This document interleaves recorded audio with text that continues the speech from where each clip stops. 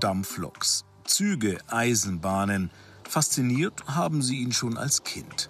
Im Deutsche Bahnmuseum Nürnberg kümmert sich Schlosser Peter Martin darum, dass bei den Modellen auch alles immer rund läuft. Echte Präzisionsarbeit, denn die Nachbauten in verschiedenen Maßstäben brauchen viel Zuwendung. Empfindlich sind sie schon, ja, das ist klar. Und ja, auch durch das Filigrane natürlich geht schnell mal was, wird lose oder ein Blatt mit was hängen oder bei einem Transport, je nachdem. Es kann ganz schnell gehen. Also man muss halt sehr, sehr aufpassen. Auf dem Dachboden des Museums lagern wahre Schätze der deutschen Eisenbahngeschichte im Maßstab 1:10, unzugänglich für die Öffentlichkeit.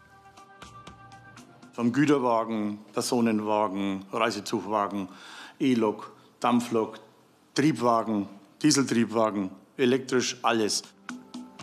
Mitarbeiter der Deutschen Bahn tüftelten einst monatelang in den Lehrwerkstätten, bis so ein Modell fertiggestellt war. Oft war der Bau Teil der Ausbildung. Einige Objekte auf dem Dachboden sind älter als 100 Jahre. Damit sie so gut erhalten bleiben und regelmäßig in Ausstellungen gezeigt werden können, braucht es intensive Pflege. Restauratorin Julia Knöpfle-Richter beweist dabei ein ruhiges Händchen.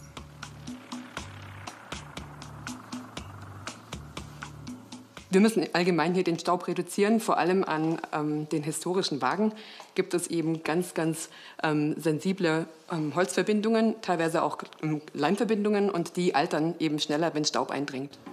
Jetzt kommt eine alte Diesellok von 1958 an die Reihe. Sie soll für eine Ausstellung vorbereitet werden. Jahrelang hat das Modell im Regal geschlummert. Der Schlosser und die Restauratorin bringen sie wieder auf Vordermann. Also bei mir ist ein bisschen was verbogen. Da sieht man eine alte Klebung hier. Okay. Da ist der Lack ab. Da fällt der Luftschlauch. Mhm. Ist das jetzt einer von denen, die du jetzt gerade in der Hand hattest? Ich gehe davon aus, ja. Ja, okay. Ich gehe davon aus, dass es der ist. Mhm. Ich weiß nicht, ob der vordere noch fällt oder ob die vorderen beiden dran sind. Einige Modelle werden auch an andere Museen ausgeliehen. Dafür müssen sie tipptopp in Schuss sein. Peter Martin hat zu vielen Ausstellungsstücken einen ganz persönlichen Bezug. Ich habe auch an den Originalen schon gearbeitet. Also V100 ist ein Thema für mich, V60, V90, wie sie alle heißen. Da V90 zum Beispiel, Rangierlok. Die im Original schon überall dran gewesen. Ortswechsel in die Schlosserwerkstatt im Keller des DB-Museums.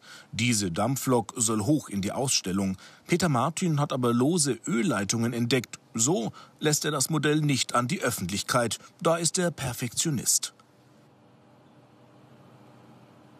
Bei mir muss das dann schon passen. Also wenn ich sehe, da geht eine Ölleitung zu einer Ölsperre hin, aber sie ist weg, sie geht in eine andere Richtung.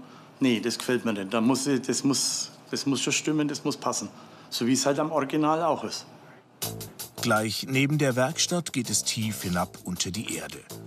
Historiker Rainer Mertens führt in den einstigen Eisenbahnbefehlsbunker, erbaut 1938, kurz vor Ausbruch des Zweiten Weltkriegs. Ein echtes Labyrinth, gasdicht, 3 Meter dicke Betondecken, ein verkehrsstrategisch wichtiger Knotenpunkt während des Krieges.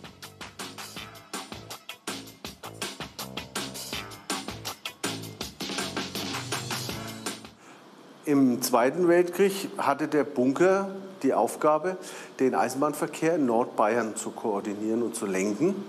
Und es war eben so, dass bei Gefahr von Luftangriffen die ganze Mannschaft der Reichsbahndirektion hier runterging und unter militärischer Anleitung den Eisenbahnverkehr in Nordbayern organisierte. Anfang der 70er Jahre wird das unterirdische Areal im Kalten Krieg zum Atomschutzbunker ertüchtigt. Im Ernstfall sollten rund 100 Menschen hier unterkommen, sich 2 Wochen selbst versorgen können. Ein Ort mit Geschichte. Weil das tatsächlich ein einmaliges Dokument des Kalten Krieges ist. Also hier diese Befehlsstelle, die ist original im Zustand der 70er Jahre erhalten weitgehend. Und deswegen lassen wir das so. Zurück in der Schlosserwerkstatt.